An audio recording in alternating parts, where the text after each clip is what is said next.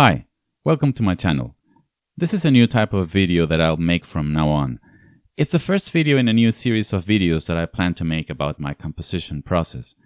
My idea is to record myself every week as I compose, and then edit that recording into a more compact video that I can comment on, explaining what I did and why I did it. In that sense, this will be a true series, as each week I'll leave you in suspense, and it'll be several weeks, if not months, before the piece is finished, and you can hear how it ends. This is a little experiment that I'm doing. I don't know if other composers are doing the same, and I don't pretend to be the first. But this is certainly the first time in my life that I will show other people my composing process, rather than just letting them hear the end result. Also, these will be very casual videos, so don't expect any fancy animations like in my other videos. It'll be just my screen and my voice, but I hope they are as interesting for you as they are for me. So, without further ado, let's move on to the topic of this video. I'm writing two pieces at the moment. Yes, two pieces. Not the two together, of course. Instead, I'm writing one movement of each one at a time. One of those pieces is for piano quintet, and in this video I want to explain what it is about. I suppose you already know what a piano quintet is, and if not, you can Google it.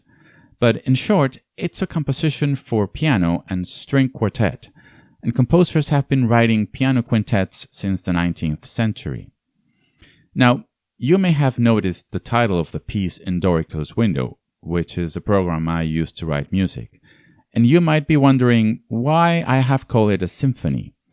But before I explain that, let me tell you first about the genesis of the piece, where it comes from.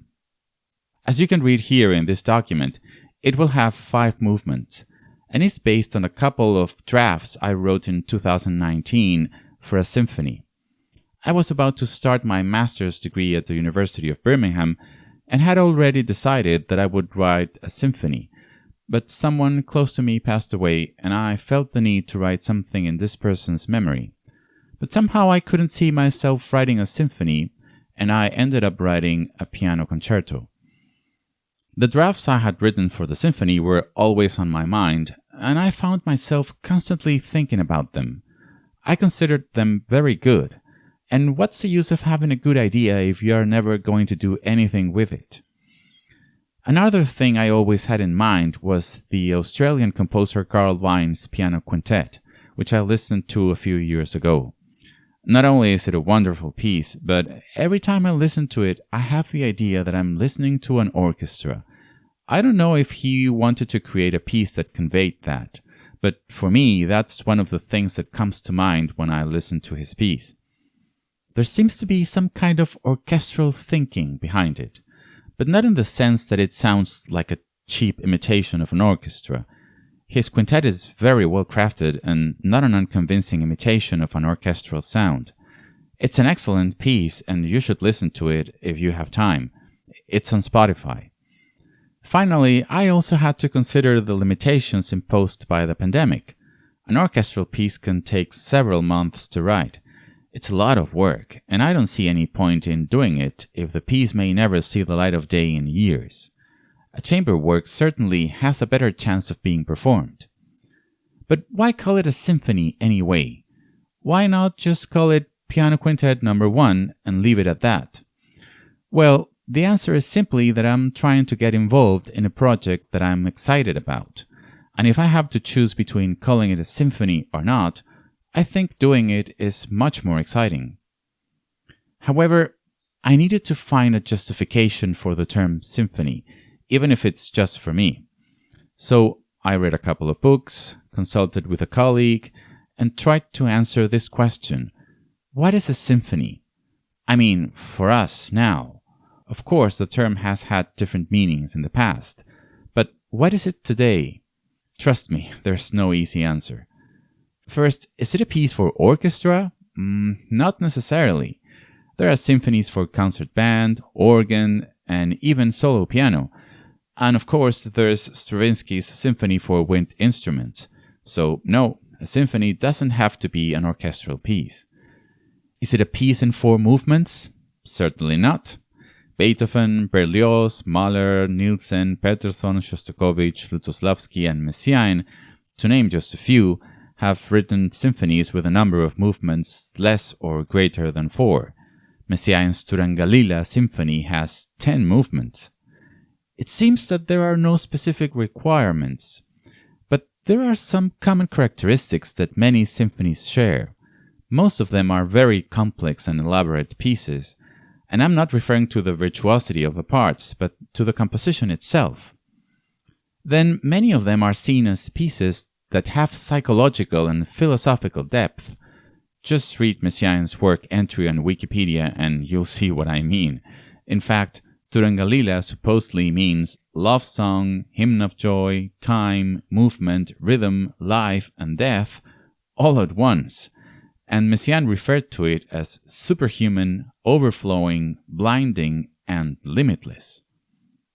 Most symphonies also show a contrast of instrumental resources, which is of course explained by the fact that an orchestra is the most varied assortment of instruments in the Western tradition, but still that's another typical feature. Finally, most symphonies are very long pieces. Sure, there are some short ones, but generally symphonies are long in duration. So, having established all that, I decided that calling the piece a symphony was not a bad idea, since I believe that I can write a work that fulfills all those characteristics to a greater or lesser degree. The next thing I had to decide was the structure. This is something composers often do in advance, and it's certainly something I do every time I have an idea for a new piece. I already said that it will have 5 movements. I don't know, 5 seems like a good number, and it's one that allows the piece to have a center, the 3rd movement, which can function as a kind of pivot of the entire structure, a point of balance. As I want to dedicate the piece to my paternal grandfather, who was Italian, I'm Italian too, by the way, I thought it would be a good idea to have the titles in Italian, and after writing different options, I ended up with one that I liked because it has variety and contrast, which are 2 things that most composers look for. The 1st movement is called Portale. I say it's called because I've already written it.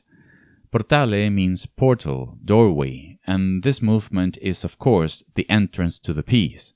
It's a slow movement, and if I have to choose 2 words to describe its character, those words would be melancholic and nostalgic.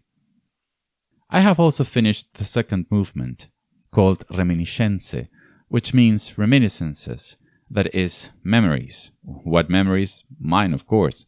The movement presents fragments of pieces that I remember hearing or playing in my childhood. It has a fast tempo and its character is cheerful and lively. I have only written the first bars of commozione, which literally means commotion, turmoil. My idea at this point is that everything presented so far will be broken, dismantled, but I'm not entirely sure about this. We'll see if it works in the next few weeks, so stay tuned. The tempo is neither slow nor fast, so I think a good way to describe it is moderate. It'll be a very aggressive and furious movement. The 4th movement, canzone, song, will be just that, a song. Without words, of course, but my idea is that it resembles a song. It will also present some new material. It'll be like the calm after the storm, so the tempo will be slow and the character soft and tender. Finally, the 5th movement will be called trasmutazione, transmutation. In it, previous ideas will return and transform, symbolizing the change into something new. It will start at a moderate tempo and then change to a fast one, either abruptly or progressively. I want it to sound high-spirited and warm, but I haven't decided anything definitive on this point, so we'll see. And that's it. That's what this piece is about, and I hope you find this video interesting. If you do, please give it a thumbs up and subscribe to be notified every time I post a new video. Next time, I'll show you fragments of the 1st movement and explain how I wrote it. Until then, take care. Ciao.